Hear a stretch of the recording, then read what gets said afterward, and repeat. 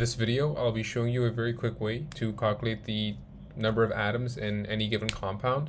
So in this case, we're asked to find the total number of atoms in 1.80 grams of water. So the first thing you will always want to do is to first find the moles of that compound. So in this case, water. And so to find the moles of water, we want to divide the mass over the molar mass of H2O. So we know that the mass of water here is 1.80 grams.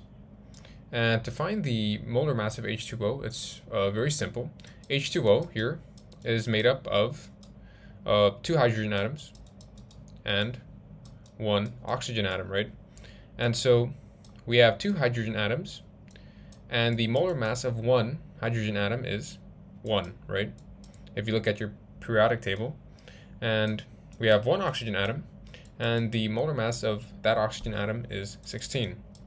So we have 2 plus 16, which gives us 18. So that is the molar mass of H2O. So we have 1.8 grams of water divided by 18 grams per mole.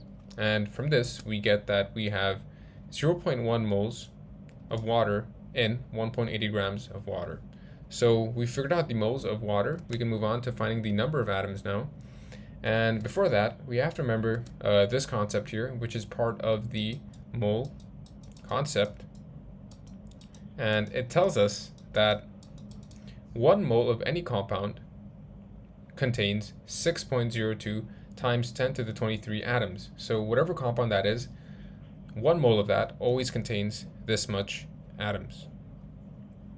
All right, and if 1 mole contains 6.02 times 10 to the 23 atoms, then how much does 0.1 mole of H2O contain? Now this is very simple, right? So if 1 mole contains 6.02 times 10 to the 23, then 0.1 mole just contains 0.1 times 6.02 times 10 to the 23, right? And if we do that, we get that it has 6.02 times 10 to the 22 atoms, which is our answer. So that's the answer for this video, and you can always use the same approach to find the number of atoms in other compounds. Thank you.